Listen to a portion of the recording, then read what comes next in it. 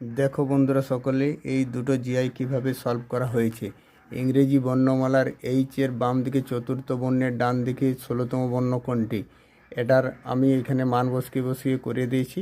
একবার তোমাদেরকে দেখিয়ে দিচ্ছি। ডান বর্ণমালার এইচ এর বাম দিকে চতুর্থ, এইচ মানে এখানে বাম দিক বললে সবসময় বিয়োগ করতে হবে।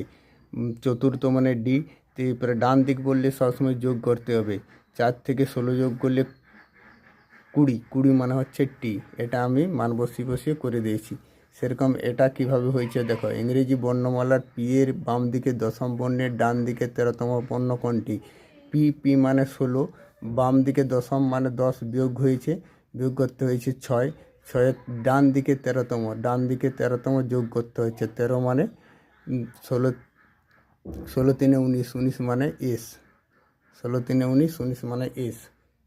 চ্যানেলটি যদি ভালো লাগে